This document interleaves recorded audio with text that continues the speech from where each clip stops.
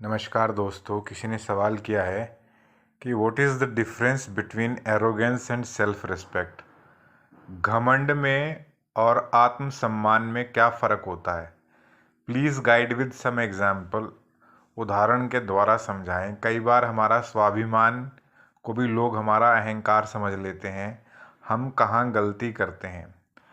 देखिए, इस चीज़ को आप सरल शब्दों में अगर समझें तो इसको ऐसे समझा सकते हैं कि जैसे कोई आदमी है, बहुत अमीर है, तो वो अपने नौकर के साथ कैसे बात करता है। जो नौकर है वो उसकी नौकरी करता है, और जो अमीर है उसको घमंड अमीरी का है, तो वो उसके साथ बदतमीजी से बात करता है।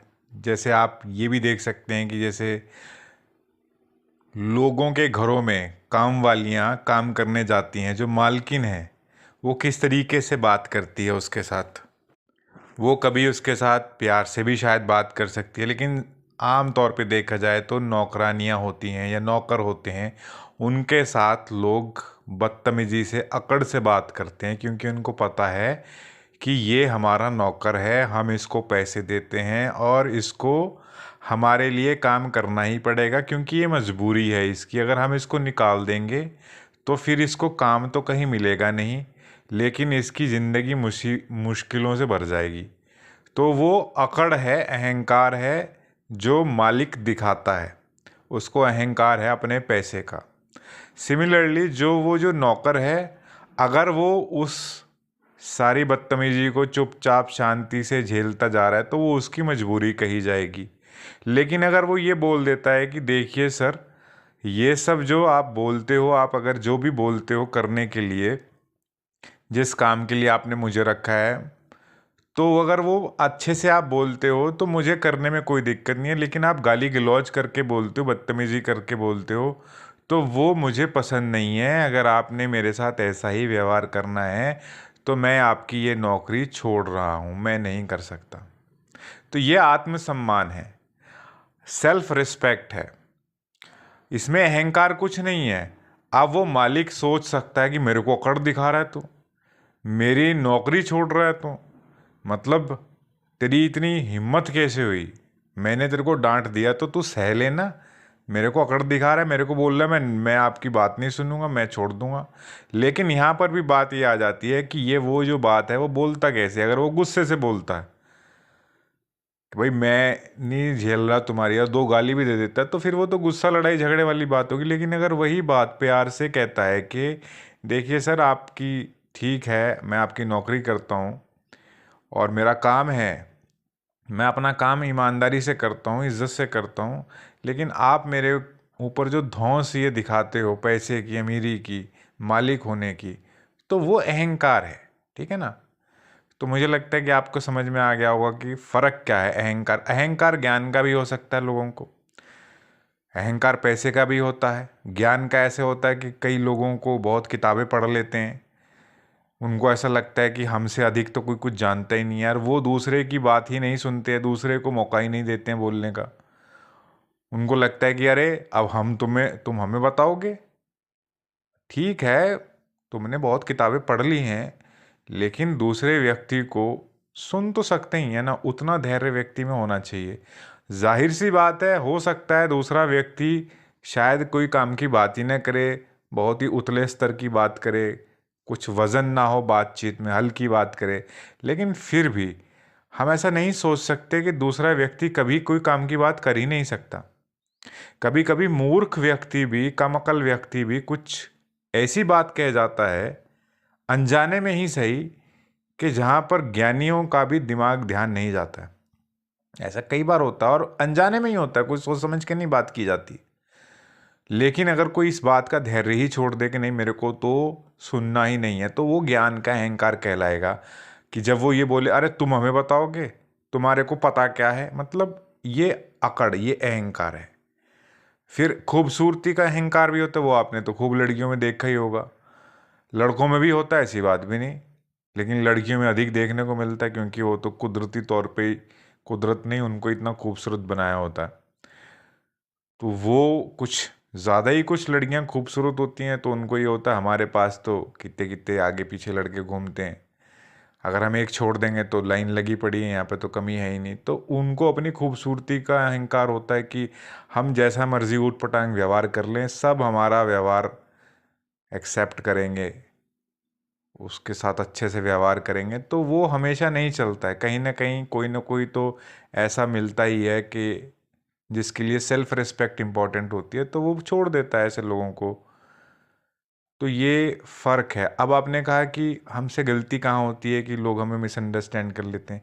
गलती हमारी अगर होती है तो बस यही है कि हमारी अपनी बात कहने का तरीका कुछ गुस्से से भरा होता है, जहाँ पे हम अपनी बात को सही से कह नहीं पाते हैं और हम दूसरे की ईगो को हर्ट कर जाते हैं।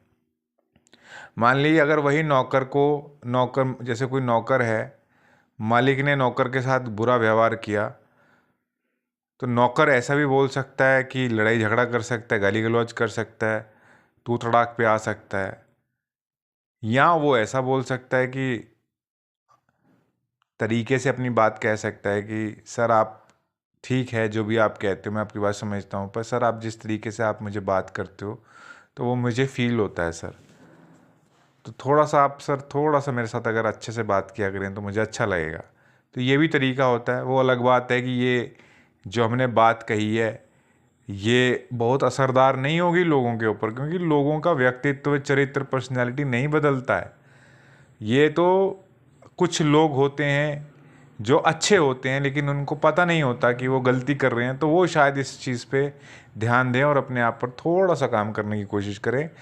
लेकिन वो लोग वही होते हैं जो कि सेल्फ इम्प्रूवमेंट में बिलीव करते हैं, और दुनिया में 90% लोग सेल्फ इम्प्रूवमेंट में नहीं, दुनिया बदलने में विश्वास करते हैं।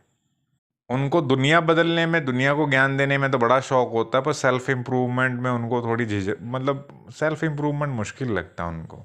इसलिए अगर व्यक्ति सेल्फ इम्प्रूवमेंट करने के बाद दुनिया बदलने की सोचे तो समझ में आता है। और दुनिया तो खैर हम बदल ही नहीं सकते हैं, हम तो सिर्फ खुद को ही बदल सकते हैं। और कोई भटका हुआ है तो उसको रास्ता दिखा सकते हैं, चलना तो दूसरे नहीं है। और वही चलता है जिसके अंदर, जिसने चोट बड़ी अच्छे से खाई है, जो पूरी तरीके से तड़प चुका है और बहुत ज़बरदस्त तरीके से रास्ता खोज रहा है उस चीज़ से निकलने का। हाँ, जिसको लग रहा है कि अभी चोट ठीक है, बर्दाश्त हो रही है, वो नहीं निकलेगा। लेकिन जहाँ पर दर्द बर्दाश्त नहीं होता, वही उस समस्या से निकलने की कोशिश करता है। तो कुल मिला के बात यही है कि आम तौर पे लोगों को बात ही करना कहाँ आता है। वो बात करते हैं और बात बिगाड़ देते हैं सारी। प्यार से बात करना भी तो एक कला होती है, और इसको वक्त लगता है इसको समझने में। हम खुद कैसे बात करते हैं, हम समझदार लोगों को देखते हैं जब कि वो अपनी बात किस तरीके से कहते हैं। ये भी बात है, हम ज़्यादातर बातें करना जो सीखते हैं वो समझदार लोगों को बात करते हुए देखते। जैसे मैंने, सच बताऊँ आपको, मैंने कहाँ से सीखा, कैसे सीखा, तो जैसे जैसे आप टेलीविज़न देखते हैं, वहाँ पे लोग डिबेट्स करते हैं। तो जब मैं 20-25 साल की एज में था, तो मैं वहाँ पे जो डिबेट्स होती थी, जो बड़े बड़े नेता आते थे या राइटर्स आते थे, जो भी है, मेरे को इंटरव्यूज़ देखने का भी शौक़ था।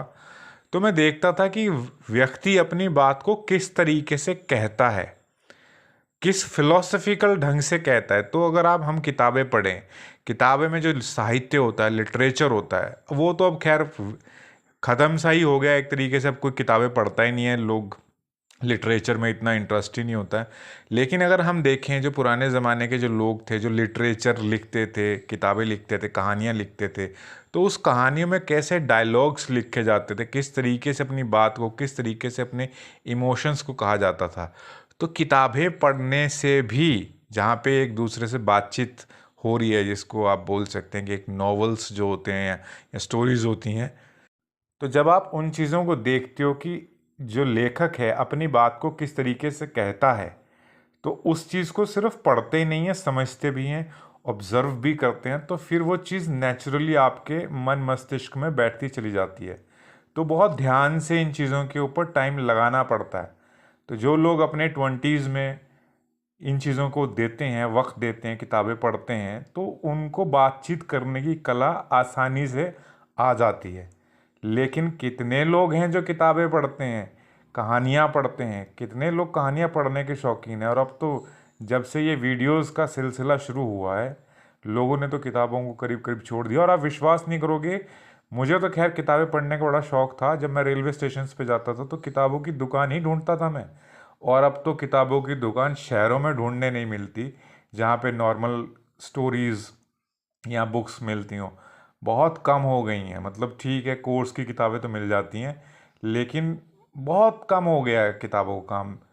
लोगों ने दुकानें बंद कर दी हैं। लोग कहते हैं अब कोई खरीदता ही नहीं है, रेलवे स्टेशन पर तो मेरे को मिलती नहीं है कोई भी, बंद हो गई दुकानें। तो ये तो हाल है। खैर, कुल मिला के बात ये है कि बातचीत करना भी एक कला ही होती है। इस कला को अगर व्यक्ति आता तो अपनी बात अच्छे से कह पाता है। और वही अगर हम अपनी बात, सेल्फ रिस्पेक्ट वाली बात भी अगर इज्जत प्यार से तमीज़ से कहें तो दूसरे को शायद समझ में आ जाएगा। लेकिन मैं फिर से यही कहूँगा कि लोगों को तो ये बुरा ही लगेगा, उनके अहम को चोट लगेगी। यार तुम हमसे, हमें तुम, यार तुम हमारे लिए काम करते हो, नौकर हो, तो तुम हमारे सामने बोल कैसे सकते हो? मतलब ये हमारा अधिकार है, हम तुम्हारे सेल्फ रिस्पेक्ट को तहस नहस कर दें? तो ये है मानसिकता। बहुत लोगों को सोचने या सुधारने की ज़रूरत नहीं है। खुद को ही अगर हम ये साइकोलॉजी समझ ले कि जो आदमी काम करता है वो ऐसा ही करता है, बस हमें हमें उसके साथ डील करने का तरीका सीखना पड़ेगा। हमें उसकी बातों को इग्नोर करना सीखना पड़ेगा। और ठीक है, अच्छे से रहो, इज़्ज़त तमीज़ से बात करो। कभी गुस्से में अगला अगर आदमी अपना पेशेंस खो देता है तो आप उसकी बातों को इग्नोर करो। हर हर चीज़ को पर्सनली नहीं लेना होता है, दिल पे मत लो। बिना कहे माफ़ कर देना सीख लेना चाहिए, जीवन आसान हो जाता है। Thank you.